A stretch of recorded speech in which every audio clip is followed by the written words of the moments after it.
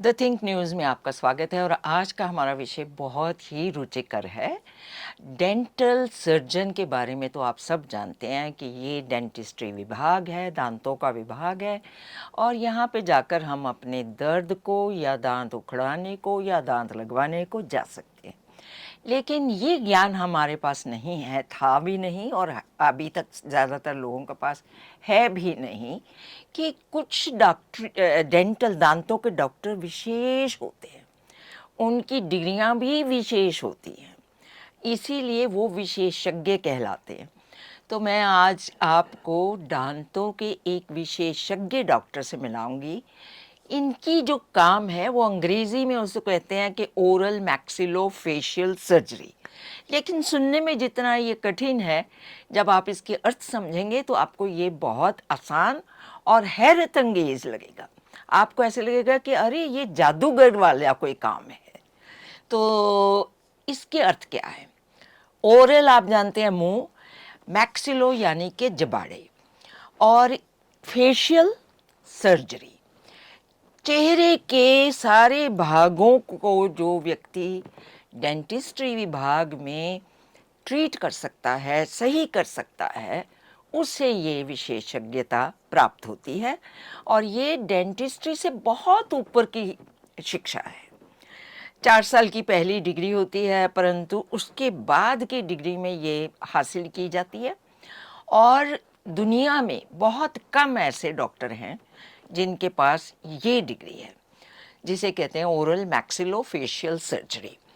तो ये होती क्या है? इसके अंदर चाहे जन्मजात आपका कोई डिफेक्ट रह जाए, चाहे वो जबाड़ा टेढ़ा हो, दांत टेढ़े हों, या आपका कहीं कोई चेहरे में गड़बड़ हो। कई बार क्या होता है कि कई बच्चे पैदा होते हैं जिनके लिप्स जो हैं वो कटे हुए दिखते हैं, उसको क्लेफ्ट लिप कहते हैं। तो ऐसा कोई भी बच्चा हो, जैसे कहते हैं अरे ये बच्ची पैदा हो गई, पूरे इसके होंठ कटे हुए हैं, लेकिन चिंता का कोई विषय नहीं है। विज्ञान ने इतनी तरक्की कर ली है कि ऐसे डॉक्टर भी अब हमारे पास हैं।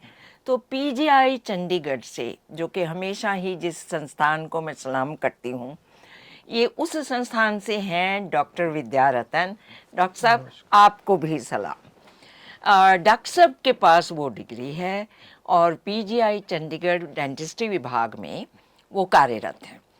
तो जब एक्सीडेंट होते हैं, बहुत बुरे बुरे एक्सीडेंट होते हैं, ऐसे एक्सीडेंट होते हैं कि चेहरा ही पूरा ऐसे कट जाता है, या जबाड़े कट जाते हैं, या आंखों में कोई जख्म आ जाते हैं बड़े बड़े, या नाक टूट जाता है। चेहरे की कोई भी भाग हो, चाहे वो आपकी चीक्स हों, आपकी आईज हों, आपका माथा हो, आपके होंठ हो, एक्सीडेंट में, हालांकि कोई खुश होने की बात नहीं है, एक्सीडेंट से पहले बचना चाहिए, रफ्तार पे कंट्रोल रखना चाहिए। लेकिन अगर हादसा हो ही जाए और आपके चेहरे के किसी भी भाग में कुछ भी टूट जाए, फूट जाए, खराब हो जाए, तो डॉक्टर विद्यारतन उसको बिल्कुल सही कर सकते हैं। मैं डॉक्टर साहब से ही जान लूँगी ये सारे सवाल। डॉक्टर साहब, आपके पास एक्सीडेंट्स में कैसे कैसे लोग आते हैं? एक्सीडेंट में कोई बेसिक कोई आपने जो जिनको परफॉर्म करा हो, सर्जरी करी हो? नहीं, मैक्सिलोफेशियल ट्रॉमा, हाँ जी। जिनमें जबड़े जब टूट जाते हैं, फेस क्योंकि प्रोमिनेंट पार्ट है, एक्सपोज पार्ट है बॉडी का, और अक्सर वाहनों के एक्सीडेंट में चोट लगने से, गिरने से या इंटरपर्सनल वायलेंस से अच्छा, फेस हाँ इज हाँ। The most exposed part and you yes. Get maximum injuries on to the face. हाँ, चेहरे पे ही इसलिए सबसे ज़्यादा हाँ, जख्म होते हैं जी। तो जब ये जबड़े टूट जाते हैं तो इनको जोड़ने के लिए आज हमारे पास विशेष टेक्निक्स हैं, जिसको हम इंटरनल फिक्सेशन, पहले तो हम कई कई दिन तक ऊपर नीचे मुंह को बंद कर देते थे, जिसमें पेशेंट को खाने पीने में बहुत दिक्कत होती थी, या ओके। बैंडेज बांधते थे, प्लास्टर ऑफ पेरिस की। हाँ। अब मॉडर्न टेक्निक्स आ गई हैं जिसको हम bone plates, screws, even resorbable plates हम यूज़ करके जो जबड़े टूट जाते हैं उनको अच्छे से जोड़ देते हैं, और पेशेंट शाम को या अगले दिन से ही खाना और खा फंक्शन सकते करना हैं? शुरू कर अरे सकता बाप रे! है। अच्छा डॉक्टर साहब, अगर आँखों में कोई गहरी चोट आ जाए, तो वो आप कैसे ठीक करते हैं? आंखों की चोट, आंखों के अराउंड जो पेरी ऑर्बिटल रीजन है हम यस, उससे हाँ जी। डील करते हैं, जो बोन्स हैं हाँ जी। जैसे ऑर्बिटल फ्लोर फ्रैक्चर हो गया या lateral wall, medial wall orbit की है तो आँखों के ये आसपास की हाँ जो जगह है इसमें अगर कोई हाँ चोटें आ आई जाती हैं, बॉल की इंजरी जो होती है those are basically dealt by ophthalmologist. वो आँखों के हम जो डॉक्टर आंखों देखते के हैं। अराउंड जो बोनी इंजरीज हैं उनमें डील करते हैं। अच्छा, अच्छा। उसके लिए भी स्पेशल टेक्निक्स हैं जिसमें स्पेशल कस्टमाइज्ड बोन प्लेट्स या ऑर्बिटल फ्लोर रिकंस्ट्रक्शन प्लेट्स वगैरह होती हैं, जिससे अगर आंख अंदर को धंस गई है जिसको हम एनेप्थाल्मोस बोलते हैं उसको हम करेक्ट कर बाहर देते निकाल हैं। सकते हैं हाँ, और या फिर से अगर डबल विजन जिसको डिप्लोपिया, पोस्ट ट्रॉमेटिक डिप्लोपिया है तो उसको भी वो भी ठीक अगर कर लेते ठीक जगह पे अगर आई बॉल को हम रख दें तो वो अपने आप पेशेंट का डबल विजन ठीक हो जाता है। सो डॉक्टर साहब आपको बता रहे हैं कि आज तकनीक कितनी ऊपर तक जा चुकी है। पहले वो बोल रहे हैं कि अगर किसी का जबाड़ा टूटता था तो उसको प्लास्टर ऑफ पेरिस के साथ पूरा बंद कर देते थे, जिससे कि जो व्यक्ति है वो कई कई दिन तक खाना नहीं खा सकता था। लेकिन अभी इनके पास नई तकनीकें बहुत आ चुकी हैं, जिसमें प्लेट्स हैं, जिसमें और भी बहुत से जो जो शब्द डॉक्टर साहब ने यूज़ करे वो इन्हीं की टर्मिनोलॉजी है कि वो इनके पास औजार अब ऐसे आ गए हैं कि ये आपके टूटे हुए जबड़ों को भी सही कर सकते हैं। आँखों में कई बार आँखें एक्सीडेंट में अंदर चली जाती, ये उनको भी निकाल सकते हैं। और कई बार आपकी आंखों में दो दो दृश्य दिखने लगते हैं, ये उसको भी ठीक है। आंखों के अंदर क्या होगा वो तो आंखों का डॉक्टर देखेगा, लेकिन आंखों के बाहर जो भी कुछ होगा किसी भी एक्सीडेंट से, या डॉक्टर साहब ने एक सही और शब्द बताए जो मुझे सूझे नहीं, कि अब से लड़ाइयाँ, जब कोई व्यक्ति क्रोध पे अपने नियंत्रण नहीं कर पाते और एक दूसरे को मुंह पे मार देते हैं, तब भी बहुत सी इंजरीज हो जाती हैं, बड़े हमारे चेहरे में विकृतियाँ आ जाती हैं जिनको वो सही कर सकते हैं। डॉक्टर साहब मैंने थोड़ा सा पढ़ा कि चीक्स को भी आप ठीक कर सकते हो, हाँ, चीक, माथे को भी ठीक कर सकते zygomatic bone, frontal bone fracture, हो। अच्छा फेस जब लगता है तो ये साथ में इन्वॉल्व होते हैं। अच्छा, जैसे कार का एक्सीडेंट हुआ हाँ, तो तो फेस आगे आपका अगर लगा तो फेस लगा तो ये आपके ये भी टूट सकती हाँ, हैं चीक चीक बोन्स। बोन, फोरहेड पे लगा तो फ्रंटल बोन, हेड इंजरी, ये कॉमन इंजरीज हैं। जी, तो तो इस सब को आप ठीक कर सकते हैं। मैंने एक हिंदी फिल्म देखी थी जिसका नाम अब मुझे याद नहीं है, उसमें हीरोइन का पूरा चेहरा ही बदल दिया था डॉक्टर ने, तो वो डॉक्टर आप हैं। वही वो वाले डॉक्टर हैं जो इतनी करामात कर सकते हैं। तो डॉक्टर साहब एक और बात पूछनी थी कि इसके अंदर ये जो पढ़ाई है ये कहाँ कहाँ भारत में क्या है, या कि बाहर जाना पड़ता है इस शिक्षा को प्राप्त करने नहीं, के भारत में काफ़ी फैसिलिटीज़ हैं, लिए? मेडिकल कॉलेजेस एंड नहीं, ये डेंटल शिक्षा कॉलेजेस। जो आपने हाँ, आफ्टर बीडीएस जो आपने प्राप्त किया। बीडीएस के बाद हम्म, इंडिया में 3 साल का कोर्स है जी। मैक्सिलोफेशियल से oral and maxillofacial surgery, MDS in oral and maxillofacial surgery. अच्छा जी।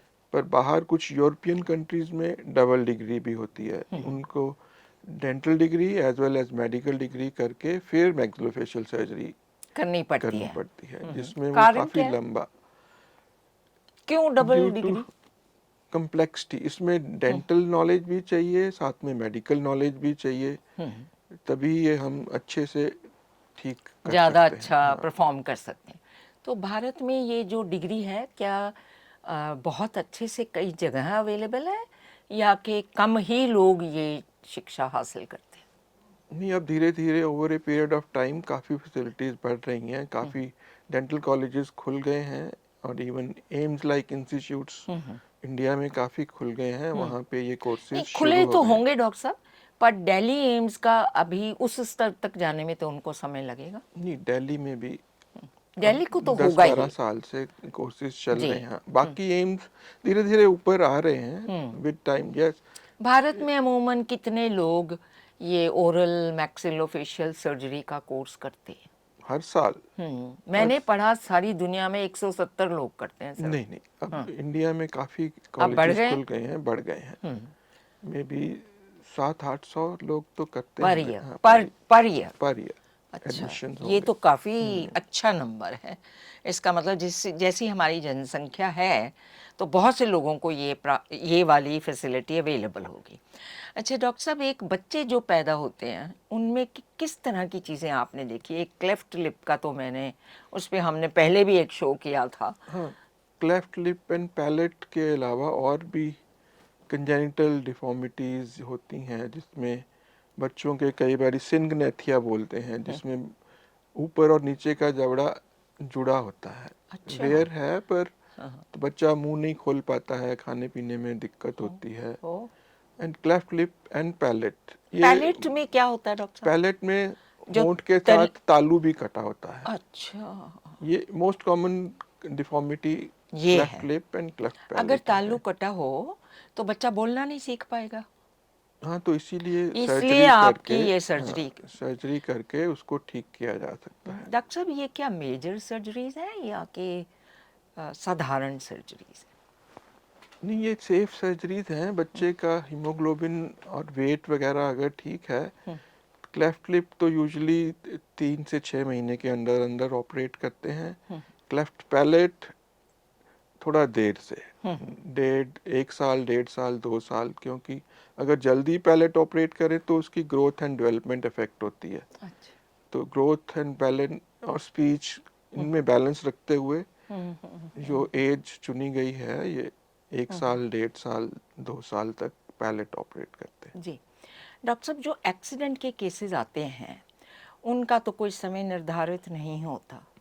वो रात के 2 बजे भी आ सकते हैं, 4 बजे भी आ सकते हो। क्या आपको फिर उसी समय बुलाया जाता है करने के लिए? हमारे डॉक्टर्स इमरजेंसी ड्यूटी पे होते हैं, जब कॉल आती है तो अटेंड करते हैं उसको। अच्छा, आपकी आपकी जो कार्यवाही है जो वो कब शुरू होती है? सबसे पहले तो प्राइमरी, दूसरी जो इम्पोर्टेंट इंजरीज हैं, जैसे हेड इंजरी हो गई, या चेस्ट इंजरी, एब्डोमिनल इंजरी, या लाइफ सेविंग, लाइफ थ्रेटनिंग जो इंजरी है, फर्स्ट उसको प्रायोरिटी करते हैं। एक बार पेशेंट जब स्टेबलाइज हो गया तो फिर फोकस फेशियल इंजरीज पे आता है। इसका मतलब कि जो चेहरे की जो इंजरीज हैं वो वेट कर सकती हैं डॉक्टरी हाँ, थोड़ा इनमें हम प्लान करके और वेट करके कर सकते हैं। अगर वो एयरवे या पेशेंट को सांस इतना ज़्यादा इंजरी है कि उसका नोज ब्लॉक हो गया है या ब्लीड अंदर एयरवे ऑब्स्ट्रक्ट हो रहा है, हाँ, तो फिर इमीडिएटली तो उनको इमीडिएटली करना पड़ेगा। हाँ, जी। इंटूबेट करना पड़ेगा। या ब्लीडिंग कंट्रोल नहीं हो रही तो इमीडिएट इंटरवेंशन। अदरवाइज प्लान करके we can handle those within 2-3 days. 2-3 दिन हाँ, में भी कर हाँ। सकते हैं। डॉक्टर साहब, पीजीआई में इमरजेंसी में इस तरह के केसेस अमूमन कितने आते हैं? सैकड़ों? सैकड़ों साल में ओह। होते होंगे, 700-800 केसेस तो आते ही हैं ऐसे आप फेशियल क्या इस इंजरीज ये भी वाले। अंदाज़ा लगा सकते हैं कि ये पेशेंट जो इतना इंजर्ड आया है, इतना घायल है, कि क्या हुआ होगा? गति से हुआ? वाहन वाहन की गति इतनी तेज थी तो हुआ, या किसी और वजह से हुआ? ये भी आप अंदाज़ा लगा वो सकते पेशेंट हिस्ट्री से पता चल जाता है, हैं? जी। हिस्ट्री जब लेते हैं। पर most common cause is high velocity accidents, ओह। तेज, उसमें सीवियर फेशियल ट्रॉमा होता है। और स्लो वेलोसिटी में जो क्रैक फ्रैक्चर्स होते हैं वो इजी होते हैं ट्रीट करने। बट हाई वेलोसिटी ट्रॉमा में कम्युनिटी फ्रैक्चर्स, हड्डियों का एक तरह से चूरा सा बन जाता है, उनको ओह। हैंडल करना थोड़ा तो डॉक्टर साहब, मुश्किल जो होता है। हड्डियां चूरा बन जाती हैं, क्या उनको दोबारा से हड्डियों का रूप दे सकते हैं, या कि आपको कोई और मटेरियल वहां लगाना पड़ता यूजली तो कोशिश तो यही करते हैं कि हम हड्डी को उसी प्रिजर्व करें। है? अगर बहुत ज़्यादा लॉस हो गया है, हड्डी नॉन वाइटल है या चूरा ही बिल्कुल, हो गया है हाँ, अगर, फिर रिकंस्ट्रक्टिव टेक्निक्स होती हैं, किसी दूसरी पार्ट से हड्डी लेके फिर उसको उसको रिकंस्ट्रक्ट वहां, करते हैं। जब किसी और पार्ट से आप हड्डी लेते हैं तो उस पार्ट की हड्डी अपने आप ग्रो कर जाती है वापस? हाँ, अच्छा। ऐसे लेते हैं कि वहाँ डिफॉर्मिटी, ऐसे पार्ट चुनने जाते हैं कि वहाँ डिफॉर्मिटी नहीं हो या बहुत कम पेशेंट को दिक्कत हो जहाँ से हड्डी ली जाती है। ये भी क्या कमाल है डॉक्टर साहब, कि एक शरीर के एक हिस्से से आप हड्डी निकाल के दूसरे हिस्से में डाल सकते हैं। इवन ट्रॉमा के अलावा, जैसे कई सारे ट्यूमर्स होते हैं, बिनाइन, दोनों बिनाइन एंड मैलिग्नेंट ट्यूमर्स होते हैं जॉज में, दांतों के ओडोंटोजेनिक टिश्यूज के ट्यूमर, जिनको सर्जरी करके हमें निकालना होता है। और जब बिनाइन में कई बारी तो कंटिन्यूटी डिफेक्ट नहीं होते, छोटी सी सर्जरी करो निकालो और हड्डी की कंटिन्यूटी मेंटेन रहती है, अच्छा। उसमें रिकंस्ट्रक्शन की जरूरत नहीं पड़ती। पर अगर जैसे ओरल कैंसर है, हड्डी में कैंसर घुस गया है, तो पूरा वो वाइड रिसेक्शन करना पड़ता है अच्छा। और फिर उसको रिकंस्ट्रक्ट करना पड़ता है दूसरे सॉफ्ट टिश्यू ये एज वेल ज्यादातर एज। डॉक्टर साहब कैंसर पेशेंट्स में होता होगा, इज दैट? ओरल कैंसर भी भारत में काफ़ी ज़्यादा काफी कॉमन है। ज्यादा है, तंबाकू और गुटखा और तंबाकू, ये जो भी चीजें आप खाते हैं और स्मोकिंग, हाँ, आम तौर टोबैको पे रिलेटेड, बैकवर्ड ना या basically tobacco related cancer tobacco, काफ़ी। तंबाकू से भरी कोई भी चीज़ें जो इंसान खाते हैं, ख़ास तौर पे हमारे कुछ प्रदेश ऐसे हैं जहाँ पे इनको बहुत ज़्यादा खाते हैं, औरतें भी खाती हैं, आदमी भी खाते हैं। तो ये जान लें कि अगर आप ये सब खा रहे हैं तो आपके मुंह के अंदर कैंसर होने की पूरी संभावना है। तो ये तो ठीक है कि डॉक्टर साहब उसको निकाल देंगे, पर अगर कैंसर वाला और होगा आपका ट्यूमर, तो ज़रूरी नहीं कि वो आपको वापस ज़िंदगी दे सके। तो ये और ये भी कि उस कैंसरस को ट्यूमर को निकाल भी दें डॉक्टर साहब और आपको रिकंस्ट्रक्ट भी कर दें हड्डियों को, तो भी ज़रूरी, ये बेहद बेहद कष्टदायक और लंबा समय है। सो इन सब से बचने के लिए डॉक्टर साहब, कभी कभी मेरे मन में ये ख्याल आता है कि जितने लोग रैश ड्राइविंग करते हैं, बाय लॉ उनको सबको पकड़ के पीजीआई के ट्रॉमा सेंटर में ले जाना चाहिए। एक चक्कर अगर लगा लेंगे वहाँ पे हाँ जी। तो तो रैश ड्राइविंग भूल जाएंगे। भूल जाएंगे, है ना डॉक्टर साहब? ये मेरे को आपने कुछ, मैं अपने दर्शकों को ये दृश्य दिखाना चाहती हूँ कि कितनी बुरी हालत में उन पेशेंट्स को रहना पड़ता है। डॉक्टर्स भगवान हैं, आपको सारा समाधान दे देंगे, कष्ट तो आपका ही है और आपको ही सहना है। तो जितनी तेज चलाना चाहें चलाएं, खुद भी मरें औरों को भी मारें, लेकिन अगर आप इन सब से बचना चाहते हैं तो पीजीआई के ट्रॉमा सेंटर में एक चक्कर जरूर लगा लें। नहीं, इससे ज़्यादा इम्पोर्टेंट है हेलमेट लगाएं अगर टू व्हीलर चला रहे हैं, कार चला रहे हैं तो सीट बेल्ट चलाएं, रैश ड्राइविंग ना करें। हाँ, और पर रैश ड्राइविंग का कोई सुनता ही नहीं। High speed driving, high velocity trauma बहुत सारी जानें लेता है। डॉक्टर साहब, मैंने और अभी हाल दूसरा, ही में इन्फ्लुएंस अंडर अल्कोहल, शराब पी वो के शराब नशा पी के करके, नशा करके चलाना और वो भी बिल्कुल नहीं, डेंजरस है, और और भी। डेंजर है। अच्छा, कई बार होता क्या है कि इनके लिए तो डेंजरस हो तो हो, भुगतें, लेकिन कई बार बिल्कुल साधारण व्यक्ति कोई जा रहा है और इनकी लपेट में आता हाँ, है। फुटपाथ पे कोई चल रहा है साधारण व्यक्ति, तो रैश ड्राइविंग से उसने हिट किया और जी जी। जो डॉक्टर साहब की दक्षता है और विशेषज्ञता है, उसमें एक और बड़ी खास बात, मुझे अपनी दादी याद है कि बड़ी जल्दी उनके दांत निकल गए और वो सारी उम्र बिना किसी डेंचर के, क्योंकि उस टाइम तक डेंचर भी इतने कॉमन नहीं थे, कहीं हम मिले नहीं आसपास, और उसी तरह उनको अपनी ज़िंदगी जी उन्होंने। फिर जब तक ये आए तब तक उन्होंने कहा जी इट्स टू लेट। लेकिन अब जो है, जो डॉक्टर साहब की दक्षता है उसके अंदर आपके डेंटल इम्प्लांट्स हो सकते हैं। वो क्या चीज़ हैं, ये डॉक्टर साहब से सुनते हैं। जी डॉक्टर साहब। डेंटल इम्प्लांट्स बेसिकली एक मेटल स्क्रू टाइप टाइटेनियम के होते हैं, ओके। जो हड्डी से सपोर्ट लेके हम फिक्स दांत लगा सकते हैं। जी इवन ओल्ड एज में जैसे हड्डी बहुत कम हो जाती है, रिजॉर्ब्ड रिजेस होते हैं, जी पहले तो रिमूवेबल कंप्लीट डेंचर लगाए जाते थे। जी। वो स्टेबल नहीं होते थे, पेशेंट अच्छे से खा पी नहीं पाते थे, हाँ उनसे जी। इनफ फोर्सेस नहीं जनरेट होती कि अच्छे यस से च्यू कर यस। पाएँ। हाँ जी। तो उनके लिए अब डेंटल इम्प्लांट्स, जी। जिसमें हम फिक्स्ड टीथ परमानेंटली दे सकते हैं। पर वो टीथ जो होते हैं वो आप किस मटेरियल से बनाते हैं? टीथ जो हड्डी के अंदर जो इम्प्लांट जाता है वो तो टाइटेनियम के होते हैं। जी, और मतलब कि वो दांत तो नहीं होते, हाँ, पर दांत जैसा कुछ बनाया जाता है। और उसके ऊपर फिर किसी भी मटेरियल से, अच्छा, किसी porcelain, metal fused to porcelain, okay, acrylic, even नए मटेरियल कुछ आ गए हैं जी, कई उनसे। तरह के। हाँ, तो ये जो दांत होते हैं ये कभी टूटते नहीं? नहीं मेंटेनेंस तो चाहिए हाँ, इनमें, नहीं, साफ साफ सुथरा, साफ सफाई सफाई भी तो करनी करनी होगी। है। लगभग परमानेंट होते हैं, कुछ अच्छा, फ्रैक्चर वगैरह हो जाते हैं फिर कभी कभार। पीरियोडिक। हाँ, वो क्यों होते? फ्रैक्चर बेसिकली एक्सेसिव फोर्सेस से होते हैं, या हाँ, मेटल फटीग या मटेरियल अच्छा, फटीग हाँ, भी, कभी कभी कुछ भी। मटेरियल ही अपने हाँ, आप टूट जाए। प्लास्टिक या मेटल में fatigue over a period of time आता है, आता है। पीरियोडिक मेंटेनेंस चाहिए। कौन सा ऐसा मेटल है या मटेरियल है जिसका इम्प्लांट दांत नहीं फ्रैक्चर होगा? नहीं, ऐसा अभी नहीं 100% आया? गारंटी के साथ कोई नहीं आया? कोई भी नहीं आएगा कि एक बार डाल दो और लाइफ लॉन्ग चलेगा। अच्छा, नहीं, अच्छा, मेंटेनेंस तो चाहिए, पर बहुत लंबा चलते हैं। चलते ऐसा हैं, नहीं कि अच्छा, हर 6 महीने में टूट रहा है, बहुत अच्छा, सालों साल चलते हैं। सालों साल चलते हैं। अच्छा डॉक्टर साहब, ये जो इम्प्लांट्स होते हैं इसका कोई उम्र से भी ताल्लुक है कि 70-80 साल के बाद नहीं लग सकते? नहीं, बेसिकली इम्प्लांट्स ओल्ड एज के लिए ही बने हैं। जी, तो अंदर किसी चीज़ की कमी हो किसी के जबाड़े में तब भी लग जाते हैं?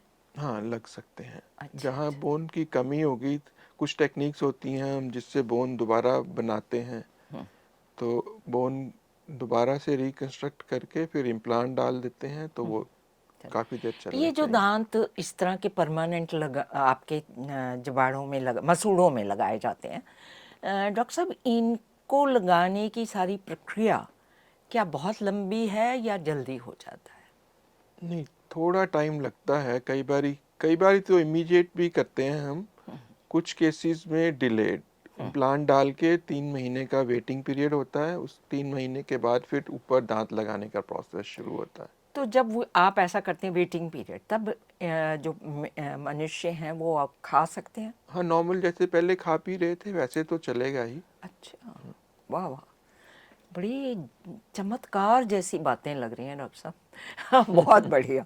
अच्छा डॉक्टर साहब, ये बताइए कि विश्व में जिन लोगों ने ये आविष्कार करे हैं दांतों के, वो किसी एक आध के बारे में हमें समझाएं, किसने करा था? भारत से थे कोई?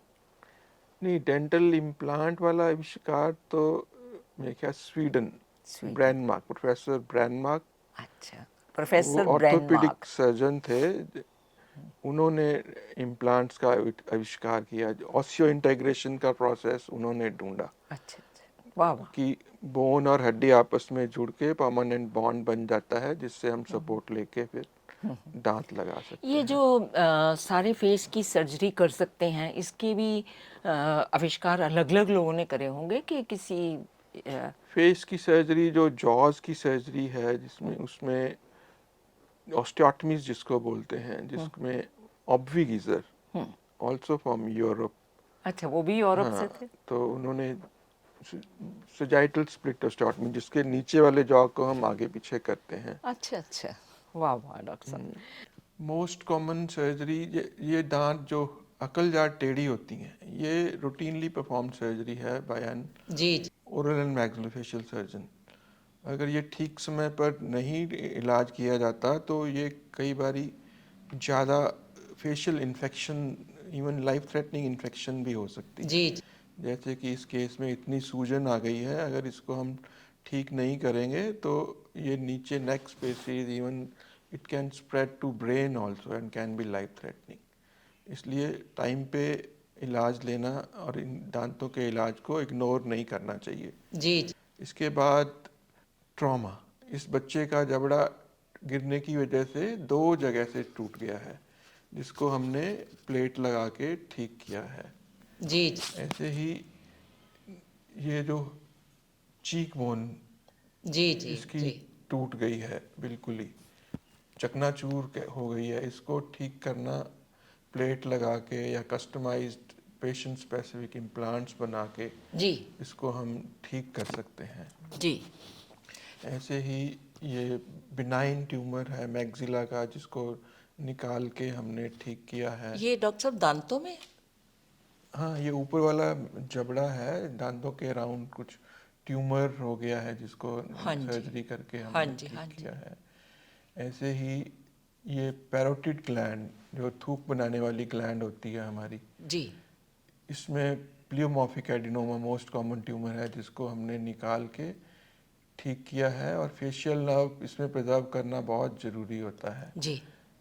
इसके बाद टेम्पोरोमैंडिबुलर जॉइंट एंकिलोसिस, जिसमें पेशेंट मुंह नहीं खोल पाता है। ये एक जन्म से होता है डॉक्टर साहब? नहीं, मोस्ट कॉमन इन्फेक्शन या चोट लगने के कारण। जी। जो नीचे वाला जबड़ा का जॉइंट होता है वो स्कल बोन के साथ फ्यूज हो जाता है, जी। जिसको हम सर्जरी करके रिलीज करके फिर पेशेंट दोबारा से मुंह खोल सकता है। वाह। वाह। ऐसे ही जैसे कि ये नीचे वाले जॉ में एक सिस्ट है, अच्छा, फोड़ा है। जिसको सिस्ट थैली बनी होती है एक। हाँ, फोड़ा सा, हाँ, फोड़े की हाँ, रूप में। जिसको हमने निकाल दिया है, वो हड्डी दोबारा बन गई है। ऐसे अपने ही आप बनी डॉक्टर साहब हड्डी? हाँ, इसमें सिस्ट जब इन्यूक्लिएट करते हैं हड्डी दोबारा बन जाती है। वाह। और जिसमें हम रिसेक्ट करते हैं पूरा, जैसे कि इस केस में ये अमीलोब्लास्टोमा है, इसको हमने हड्डी काट दी है, जिसको कंटिन्यूटी डिफेक्ट बोलते हैं। जी। फिर दूसरे पार्ट से हड्डी लेके, जैसे हिप बोन से इसमें लेके हड्डी से रिकंस्ट्रक्ट किया है। वाह। वाह। ऐसे ही दूसरा केस है जिसमें माइक्रोवैस्कुलर टेक्निक से हमने जी। जी। इसको reconstruct, free fibula bone graft करके इसको रिकंस्ट्रक्ट किया है। जी। जी। इसके अलावा ओरल कैंसर। जी, ओरल अगर मुंह में कोई कैंसर इसमें हो। मुंह में कैंसर है, जिसको हमने, ये अभी जल्दी आ गया था, पेशेंट स्टेज 1 में था, तो छोटी सी सर्जरी से ही ठीक हो गया। ये और भी बड़ा अगर ज़रूरी हाँ, सूचना है डॉक्टर साहब कि अगर जल्दी जल्दी डॉक्टर साहब के पास जाना चाहिए। अगर जल्दी नहीं आता है तो फिर बढ़ जाता है, हड्डी में आ जाता है, नेक नोड्स में आ जाता है, जी। जिसके लिए फिर स्प्रेड हो जाएगा। हाँ, बॉडी के अदर पार्ट्स में भी स्प्रेड हो जाता है, जैसे कि लिवर, लंग्स। यहाँ तक? अगर जल्दी आ जाए तो इनका इलाज जल्दी और सक्सेसफुल होता है। वाह। ऐसे जल्दी से जल्दी डॉक्टर साहब को कांटेक्ट ऐसे करना ही फिर चाहिए। चेहरे की विकृतियां, जैसे कि इस केस में फेशियल एसिमेट्री है, बिकॉज एक तरफ ज़्यादा ग्रो कर रहा है, एक तरफ कम। जी। इसको हम जॉज की सर्जरी, जिसको ऑर्थोग्नेटिक प्रोसीजर्स करके हम वाह। ठीक कर सकते हैं। वाह। वाह। ऐसे ही ये कटा होंठ और तालू, क्लेफ्ट लिप एंड पैलेट की वजह से इसका ऊपर वाला जॉ नहीं ग्रो किया है, जी। जिसको हमने ठीक करके ऊपर वाले जॉ को आगे लेके आए हैं, नीचे वाले जॉ को पीछे लेके गए हैं, और और उसका व्यक्ति की शक्ल बदल गई बिल्कुल। फेशियल बैलेंस बन गया है जी, इसमें। बहुत ही नॉर्मल दिख रहे हैं आप। ऐसे ही अगर चिन किसी की छोटी है, ये पोस्ट एंकिलोसिस डिफॉर्मिटी, जैसे कि एक तरफ पूरा ग्रो नहीं किया है, तो इसमें छोटा सा चिन को हमने ठीक जगह पे ले आए हैं इसको। अच्छा, वो और भी उसकी बढ़ा सकते हैं asymmetry, आप? हाँ, चिन को भी हम आगे कर आगे सकते हैं। पीछे करके ठीक कर सकते हैं। ऐसे ही इसमें मेसेटेरिक मसल हाइपरट्रोफी है, जिसके चेहरा बहुत चौड़ा है, इसको भी हम आजकल सर्जरी करके या बोटॉक्स इंजेक्शन देके भी ठीक कर सकते हैं। वाह। वाह। परमानेंट? हाँ, परमानेंट ही होता है। जी, और वाह। दूसरा, ये बच्ची पोस्ट एंकिलोसिस डिफॉर्मिटी, ये ठीक से सांस नहीं ले पाती थी क्योंकि एयरवे स्पेस ही नहीं था। इसके जबड़े को हमने बच्ची के लंबा किया है डिस्ट्रैक्शन से। अच्छा, धीरे धीरे सांस लेने के लिए ही जगह कम थी। ऐसे ही एक ये केस है जिसमें क्रूजॉन सिंड्रोम, क्रेनियोफेशियल सिंड्रोम्स होते हैं। जी। इसमें भी इस बच्चे की सांस की नली, ये ट्रेकियोस्टमी डिपेंडेंट था, कि मुंह से या नाक से सांस ही नहीं ले पा रहा था, ना ही स्कूल जा पा रहा था। जी।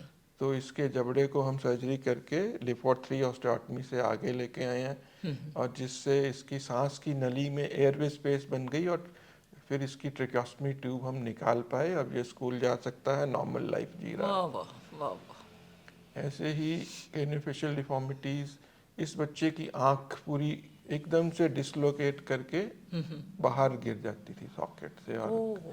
तो इसके नीचे स्पेस नहीं था। अच्छा। इसके पूरे के पूरे फेस मोनोब्लॉक एडवांसमेंट करके forehead and orbital floor Le Fort 3 osteotomy पूरा आगे लेके आए हैं। वाह जी वाह। ऐसे ही ये और बच्ची क्रूजॉन्स की, जिसमें इसके भी ऐसे ही लग रहा है आँख ये बहुत, क्योंकि सॉकेट नीचे से वाला, बाहर हाँ, है। सॉकेट से बाहर जब भी खांसती थी तो ये छींकती थी, तो कई बारी बाहर निकल आती थी, तो ओ जिस बहुत गॉड। दिक्कत होती थी, जिससे हमने पूरा मिड फेस आगे लेके इसको ठीक किया है। एक्सीलेंट डॉक्टर साहब, बहुत कमाल किया आपने, हमें ये सारा एक विजुअल्स दिखाए हैं। जिन्होंने भी ये आविष्कार किए हैं उनको भी बहुत सलाम। क्या बढ़िया चीज, डेंटिस्ट्री में विशेष तौर पे कितनी बढ़िया प्रगति हुई है। और जैसे कि डॉक्टर साहब आज आपसे हमें तो बहुत ज्ञान मिला और हमारे दर्शकों ने खूब इसको एंजॉय किया होगा कि वाह। पर इसका मतलब ये नहीं कि आप एक्सीडेंट करें और डॉक्टर साहब को ढूंढें। आप एक्सीडेंट मत करें, वैसे डॉक्टर साहब को मिलने जा सकते हैं। जी डॉक्टर साहब, नहीं, prevention is the best policy. Prevention is the best. Thank you doctor साहब, thank you so much. Thank you, नमस्कार।